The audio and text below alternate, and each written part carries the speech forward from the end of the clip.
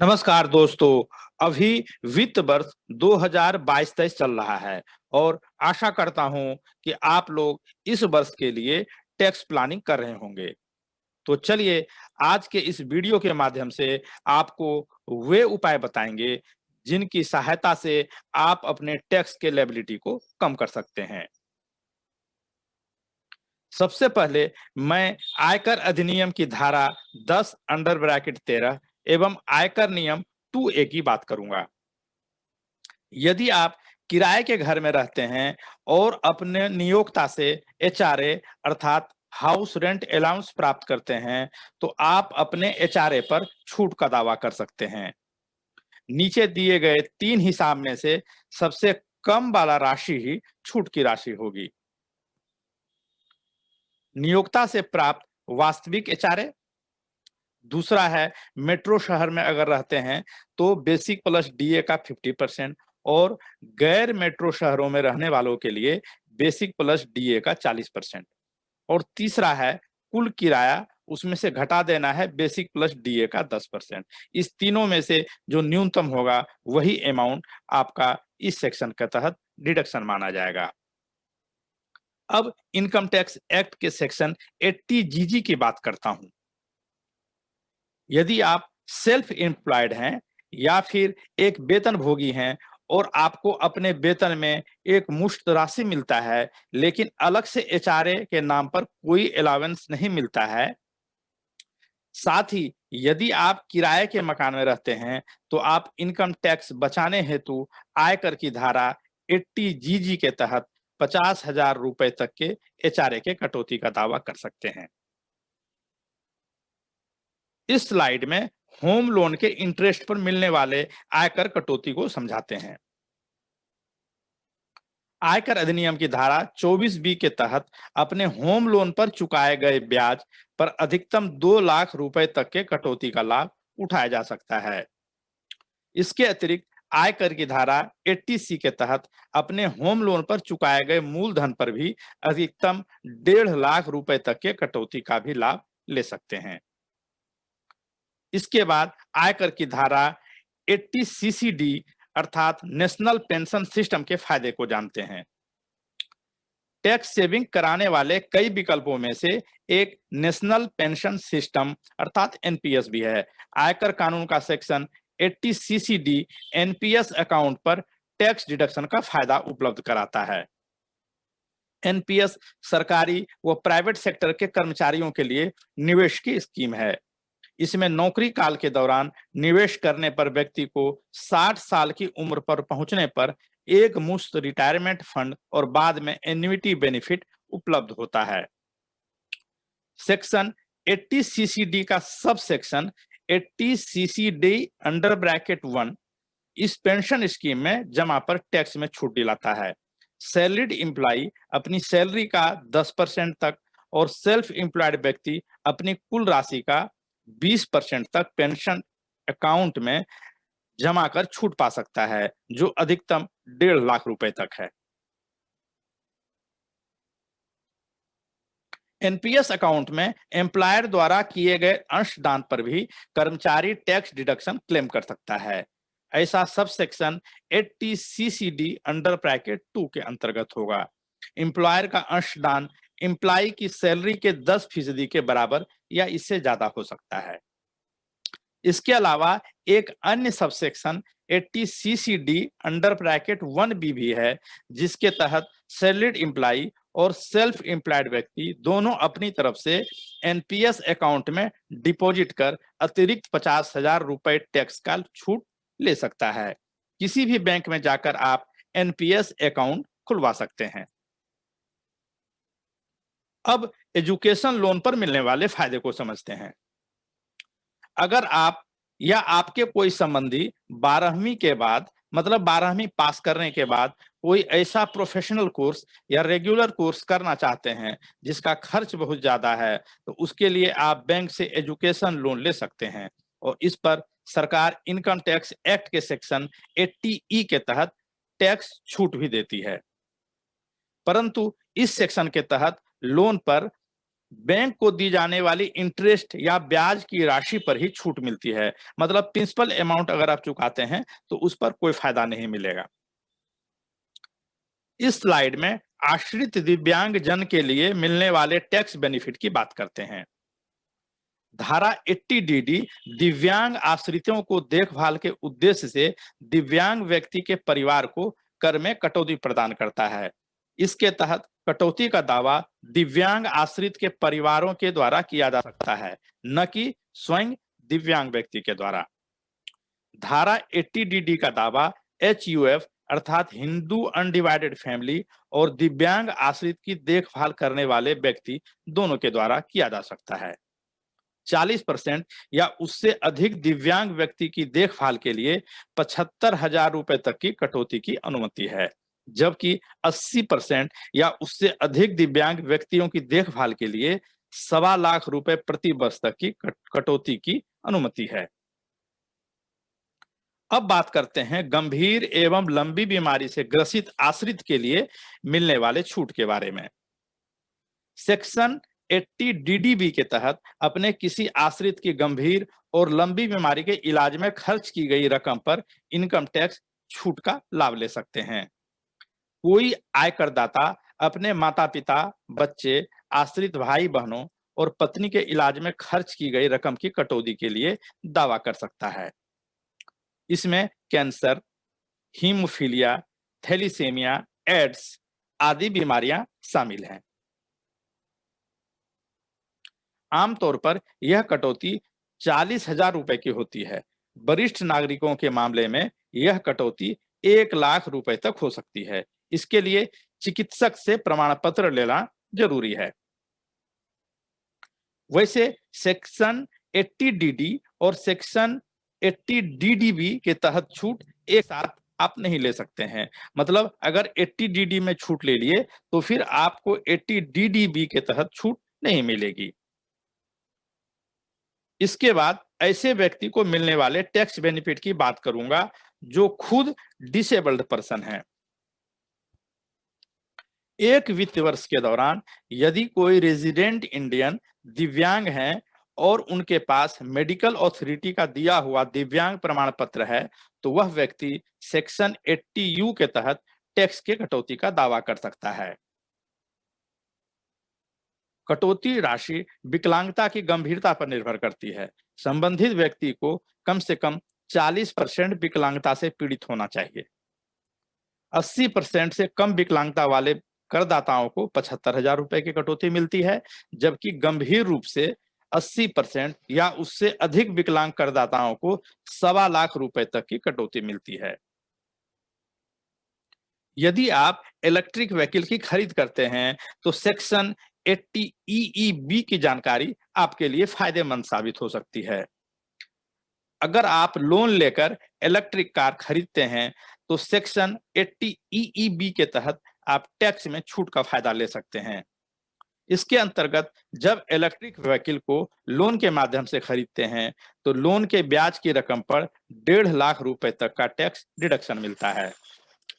यह छूट पर्सनल और बिजनेस दोनों तरह के इस्तेमाल के लिए इलेक्ट्रिक कार पर केवल इंडिविजुअल टैक्स पेयर को मिलती है। राजनीतिक पार्टी को डोनेशन देकर भी आप टैक्स बचा सकते हैं। आयकर कर की धारा 80 GGC के माध्यम से एक व्यक्तिगत करदाता चुनावी ट्रस्टों या राजनीतिक दलों को दान देकर अपने टैक्स में बचत कर सकता है। एक व्यक्तिगत करदाता के द्वारा पंजीकृत राजनीतिक दल या चुनावी ट्रस्ट में किए गए योगदान की पूरी राशि कर कटौती के रूप में दावा पेश किया जा सकता है। हालांकि यह कटौती दान करने वाले व्यक्ति की कुल टैक्सेबल इनकम से अधिक नहीं हो सकती है। चेक, ऑनलाइन ट्रांसफर, डेबिट या क्रेडिट कार्ड के माध्यम से किए गए दान ही कर कटौती के पात्र होंगे, जबकि नगद के माध्यम से किया गया कोई भी दान या योगदान कर कटौती के पात्र नहीं है। टैक्स प्लानिंग का एक अन्य साधन है चैरिटेबल इंस्टीट्यूशन या अन्य संस्थान को दान देना। आयकर की धारा 80G धर्मार्थ संस्थानों और निर्दिष्ट ट्रस्टों, कुछ निधियों आदि को किए गए दान पर करदाताओं को आयकर कटौती प्रदान करती है। यह कटौती सभी प्रकार के व्यक्तियों के लिए उपलब्ध है। अलग अलग प्रकार के ट्रस्ट को दान देकर दान राशि के 100% या 50% के बराबर आयकर कटौती का फायदा उठाया जा सकता है। 2000 रुपए से अधिक नगद के रूप में किए गए किसी भी दान को कटौती के रूप में अनुमति नहीं दी जाएगी। 2000 रुपए से अधिक के दान का फायदा तभी मिलेगा जब दान चेक, ड्राफ्ट या अन्य इलेक्ट्रॉनिक माध्यम से किया गया हो। आप अपना एवं अपने परिवार का हेल्थ इंश्योरेंस करवाकर भी सेक्शन 80 के तहत 80D के तहत टैक्स सेविंग कर सकते हैं। तो इसका जो सिचुएशन है वो मैं बताता हूं। मान लीजिए आप खुद और आपके पेरेंट दोनों 60 साल से कम उम्र के हैं, तो आप और आपके परिवार को 50,000 और पेरेंट्स के लिए अतिरिक्त 50,000, 25,000, कुल 50,000 रुपए का आप टैक्स डिडक्शन मिलेगा। लेकिन आप या आपके परिवार माने बच्चे 60 साल से कम उम्र के हैं, लेकिन आपके माता पिता 60 साल से अधिक उम्र के हैं, तो ऐसी स्थिति में आप और अपने बच्चों का 25,000 और पेरेंट्स का 50,000, मतलब कुल 75,000 का हेल्थ इंश्योरेंस लेकर आप इस सेक्शन मतलब 80D का फायदा ले सकते हैं। लेकिन यदि आप खुद, आपके परिवार और आपके माता पिता 60 वर्ष से ज्यादा उम्र के हैं, तो आप और अपना बच्चे का 50,000 रुपए और माता पिता का 50,000 रुपए, मतलब कुल 1 लाख रुपए के डिडक्शन का फायदा ले सकते हैं अंडर सेक्शन 80D। लेकिन अगर आप मेंबर ऑफ HUF अर्थात हिंदू अनडिवाइडेड फैमिली के हैं, तो खुद अपना 25,000 और पेरेंट्स का 25,000, कुल 50,000 का डिडक्शन ले सकते हैं। लेकिन अगर आप NRI हैं, नॉन रेजिडेंट इंडियन, तो ऐसे भी सूरत में 25,000 प्लस 25,000 टोटल 50,000 का टैक्स डिडक्शन ले सकते हैं। लेकिन कभी ऐसी स्थिति हो जाती है कि आपके घर में जो आपके माता पिता हैं उनकी उम्र 80 वर्ष से अधिक है, तो 80 वर्ष से अधिक आयु के लोगों के मामले पर आमतौर से मेडिकल इंश्योरेंस उपलब्ध नहीं होता है। मेडिकल इंश्योरेंस करने वाले तैयार नहीं होते हैं। इस प्रकार स्वास्थ्य बीमा प्रीमियम के बजाय उनके इलाज पर यदि आप 50,000 तक खर्च करते हैं, तो इस सेक्शन के तहत एडिशनल बेनिफिट आप ले सकते हैं 50,000 रुपए का। यदि आपको इंटरेस्ट से इनकम प्राप्त होता है, तो यह सेक्शन जानने के लिए आपके लिए बहुत ही जरूरी है। इसका 2 भाग है, सेक्शन 80 TTA और सेक्शन 80 TTB। मतलब अगर आप वरिष्ठ नहीं, ये सेक्शन 80 TTA ये सीनियर सिटीजन पर लागू नहीं होता है, ये उनके लिए है जो 60 साल से कम उम्र के हैं। और सेक्शन 80 TTB वरिष्ठ नागरिकों के लिए है, मतलब जो 60 साल से ज्यादा उम्र के हैं। अब इसमें क्या है, जब आप 80 TTA का फायदा लेना चाहते हैं तो 60 साल से कम उम्र का होना चाहिए, और लेकिन आपको इनकम जो है सेविंग अकाउंट से ही आपको इनकम मिला हो, उसी का फायदा मिलेगा। फिक्स डिपॉजिट पर आपको फायदा नहीं मिलेगा।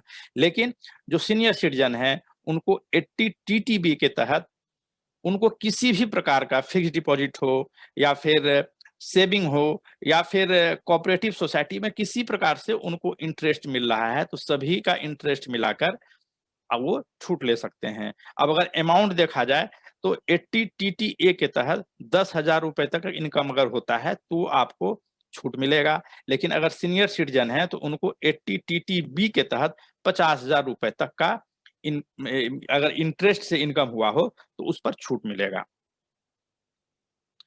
और अंत में सेक्शन 87A को समझते हैं। आयकर अधिनियम की धारा 87A ऐसा नियम है जो आपकी 12,500 रुपए तक के इनकम टैक्स देनदारी को माफ करा देती है। अर्थात अगर आपकी टैक्स देनदारी 12,500 रुपए तक बन रही होती है तो फिर आपको टैक्स देने की जरूरत है ही नहीं। जिनकी आमदनी सालाना 5 लाख रुपए तक ही हो, वे ही इस टैक्स माफी का फायदा उठा सकते हैं। तो चलिए इसको 1 या 2 एग्जाम्पल के माध्यम से समझते हैं। पहला एग्जाम्पल है कि मान लेते हैं कि एक व्यक्ति का ग्रॉस इनकम 7 लाख रुपए है। अब उसके पास जितने भी 80C से लेके 80U तक है डिडक्शन, उसका 2 लाख रुपए है। तो जब हम इसको माइनस करते हैं 7 लाख से में 2 लाख माइनस कर दिए, तो ये टैक्सेबल अमाउंट हो गया 5 लाख रुपए। अब ये जो 5 लाख रुपए है, जब इस पर टैक्स कैलकुलेशन करेंगे तो ये 12,500 रुपए होगा। लेकिन चूंकि 87A सेक्शन जो है वो उन लोगों के लिए है जिनका इनकम 5 लाख तक है, टैक्सेबल इनकम। यहाँ आप देखिए कि टैक्सेबल इनकम इनका 5 लाख तक है, इसलिए इनको रिबेट अंडर सेक्शन 87A में 12,500 का रिबेट मिल गया और इसलिए इनका टैक्स पेएबल जो है 0 हो गया। अब दूसरा एग्जांपल लेते हैं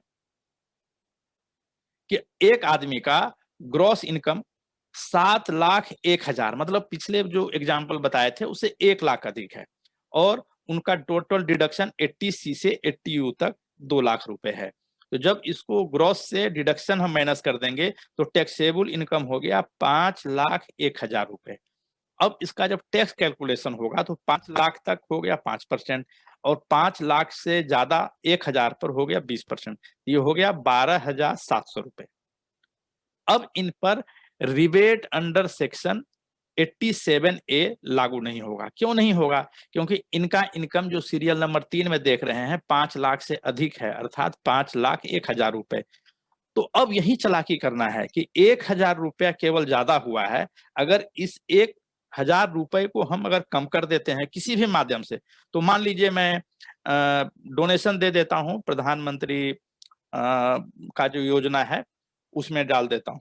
तो प्रधानमंत्री का जो बहुत सारा योजनाएं हैं, चाहे चीफ मिनिस्टर रिलीफ फंड है, बहुत सारा है, तो उसमें अगर 1,000 हम डोनेट कर देते हैं, तब ये जो माइनस हो गया, टोटल इनकम कितना था? 5,01,000 रुपए। इसमें 1,000 जब हम डोनेशन दे दिए तो मेरा जो टोटल अब इनकम हो गया 5,01,000 में 1,000 माइनस हो गया तो 5 लाख हो गया। अब ये 5 लाख हो गया, मतलब अब सेक्शन 87A इस पर लागू हो गया। लेकिन जब हम टैक्स जोड़ते हैं तो फिर अब टैक्स हो गया 12,500, लेकिन अब इसमें रिबेट मिल जाएगा 87A में, तो 12,500 रुपए का छूट मिल गया और इस प्रकार हम देखते हैं कि पेएबल जो टैक्स हो गया तो 0 हो गया। अब इसमें हमको ये चालाकी दिखाना है कि हम इन्वेस्ट कितना किए, एडिशनल इन्वेस्ट 1,000 रुपए, लेकिन 1,000 एडिशनल इन्वेस्ट करके डिफरेंट सेक्शन है, जैसे हम डोनेशन दे दिए अंडर सेक्शन 80G, तो भले ही हम 1,000 खर्च के लिए किए, लेकिन फायदा हमें कितना हुआ? 12,500 रुपए का, और पूरा टैक्स जो है मेरा नील हो गया। तो आशा करता हूं यह वीडियो आपको काफी ज्ञानवर्धक लगा होगा और टैक्स प्लानिंग में आपको निश्चित रूप से हेल्प मिलेगा। अधिकतर सेक्शन के डिटेल जानकारी के लिए डिस्क्रिप्शन में जाकर हम लिंक दे दिए हैं, अपना जो पुराना वीडियो बनाए हुए हैं उसका लिंक दे दिए हैं। अगर कोई खास सेक्शन देखना हो तो लिंक में जाके क्लिक करके उसकी डिटेल जानकारी ले सकते हैं। तो यही हुआ, आग्रह है कि कृपया मेरे चैनल को सब्सक्राइब करें, लाइक करें और शेयर करें और साथ ही बेल आइकन को दबाना ना भूलें। आपका दिन शुभ हो। जय हिंद।